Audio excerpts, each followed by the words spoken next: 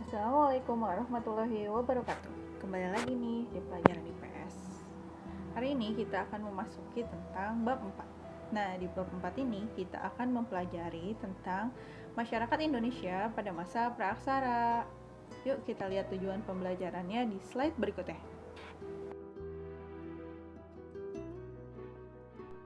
Tujuan pembelajaran kita pada hari ini yang pertama, mengidentifikasi periodisasi masyarakat praaksara di Indonesia. Yang kedua, mendeskripsikan perkembangan masyarakat Indonesia pada masa praaksara. Yang ketiga, mendeskripsikan perkembangan masyarakat Indonesia pada masa Hindu dan Buddha. Dan yang keempat, mendeskripsikan perkembangan masyarakat Indonesia pada masa Islam. Nah, jadi yang pertama kali akan kita bahas adalah poin yang nomor 1 dan nomor 2. Nah, sebelum saya membahas tentang masa praaksara, sini ada peta konsepnya. Kita harus menelaah peta konsepnya terlebih dahulu. Yang pertama itu ada masa praaksara. Nah, di dalam masa praaksara itu terdapat dua macam. Yang pertama ada bukti arkeologis dan bukti geologis. Kalau arkeologis dibagi menjadi dua, yaitu zaman batu dan zaman logam. Di dalam zaman batu ada Paleolitikum, Mesolitikum, Neolitikum. Dan di dalam zaman logam ada zaman perunggu dan zaman besi. Sedangkan di bukti geologis ada zaman Arkaikum, Mesozoikum, Paleozoikum, dan Neozoikum atau Kenozoikum.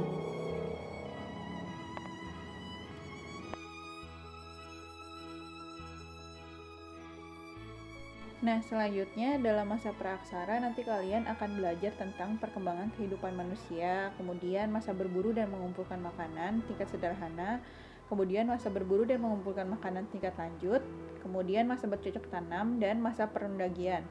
Setelah masa praaksara, kita akan belajar tentang masa Hindu-Buddha di Indonesia. Nanti kalian belajar tentang kerajaan Hindu-Buddha, terus masa Islam dan kesultanan-kesultanan yang ada di Islam.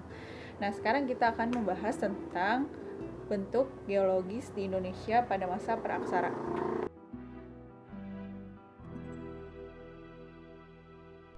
Nah, pada slide pertama ini kalian bisa lihat nih. Di sini ada gambar dinosaurus, ya kan? Katanya dulu tuh pada zaman purba itu hidup dinosaurus karena manusianya masih jarang. Jadi masih banyak binatang-binatang yang besar yang hidup di dunia ini. Kemudian mereka tuh berevolusi kan. Sekarang binatang tertinggi itu masih di jerapah karena buminya banyak dimasuki manusia sehingga mereka berevolusi menjadi kecil binatang-binatang itu. Katanya teori evolusinya seperti itu. Karena semakin banyaknya jumlah populasi di bumi. Nah, kemudian kita akan membahas tentang masa praaksara atau yang disebut juga dengan masa nirleka. Nir artinya tidak ada atau leka tulisan. Adalah zaman ketika manusia belum mengenal aksara atau tulisan. Masa praaksara dikenal juga dengan zaman prasejarah. Melalui sejarah, seseorang dapat menelusuri dan mengetahui kronologi atau detail suatu peristiwa masa lalu dari berbagai bukti yang ada di masa kini. Sejarah adalah pengetahuan yang tersusun secara sistematis berbagai kejadian atau peristiwa pada masa lampau dalam kehidupan manusia. Pengetahuan tersebut dipelajari melalui berbagai sumber dan bukti baik berupa tulisan, benda-benda, atau monumen.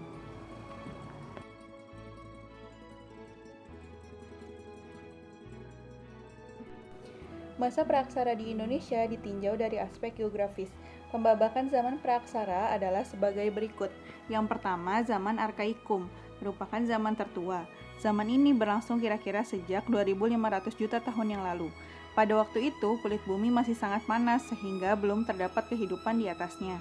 Yang kedua, ada zaman Paleozoikum atau zaman kehidupan tua, berlangsung sejak 340 juta tahun yang lalu. Zaman ini sudah ditandai dengan munculnya tanda-tanda kehidupan, antara lain munculnya binatang-binatang kecil yang tidak bertulang punggung, berbagai jenis ikan, amfibi, dan reptil. Yang ketiga ada Mesozoikum, yaitu kehidupan pertengahan, berlangsung sejak 140 juta tahun yang lalu. Pada zaman ini kehidupan di bumi masih berkembang. Binatang-binatang yang mencapai bentuk tubuh yang besar sekali. Contohnya seperti dinosaurus dan zaman reptil. Karena pada zaman ini banyak ditemukan binatang-binatang yang bertubuh besar seperti dinosaurus dan reptil. Dan yang terakhir ada Neozoikum atau Kenozoikum yang berlangsung sejak 60 juta tahun yang lalu. Zaman ini dibagi menjadi dua, yaitu zaman Tertier dan Kuartier. Zaman Tertier, jenis-jenis reptil besar mulai punah dan bumi umumnya dikuasai oleh hewan-hewan besar yang menyusui. Contohnya jenis gajah purba atau Mammuthus yang pernah hidup di Amerika Utara dan Eropa Utara. Yang kedua ada zaman Kuartier yang berlangsung kira-kira 3 juta tahun yang lalu. Zaman ini sangat penting bagi kita karena merupakan awal kehidupan manusia pertama di bumi.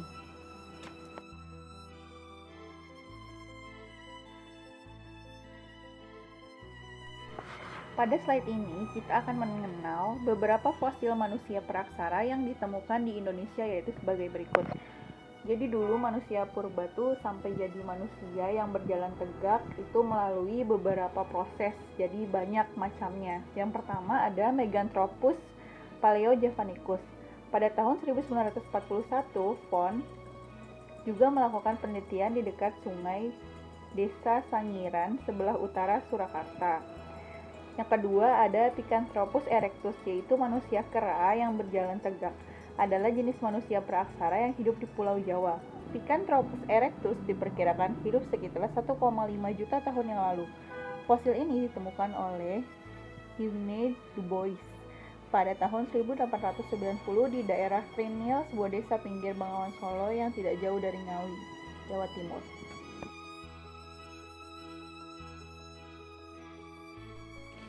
Selanjutnya ada Picanthropus mojokertensis, manusia kera dari Mojokerto. Adalah jenis manusia kera tertua di Pulau Jawa antara tahun 1936 sampai tahun 1941 yang ditemukan oleh Von Koningswald. Yang selanjutnya ada Homo soliensis, manusia dari Solo, ditemukan tahun 1931 sampai 1934 di Lembah Bengawan Solo, tepatnya di Desa Ngandong. Dan yang ketiga ada Homo wajakenensis, manusia dari Wajak.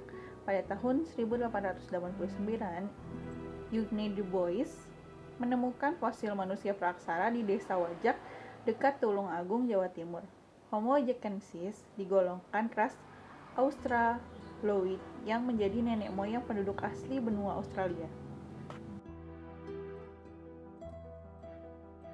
Selanjutnya ada Homo floresiensis, manusia dari Flores, yang ditemukan pada September 2003, yang berukuran seperti manusia kerdil yang memiliki tengkorak seukuran buah jeruk yang hidup 13.000 tahun yang lalu. Fosil ini diteliti oleh Mike Morwood, ditemukan di liang gua. Dalam bahasa Flores, liang berarti gua. Nah, untuk pembelajaran kali ini, kalian hanya mencatat saja. Mencatat hal-hal yang penting, kalian tulis di buku catatan kalian, nanti kalian laporkan ke PJ kelas kalian masing-masing.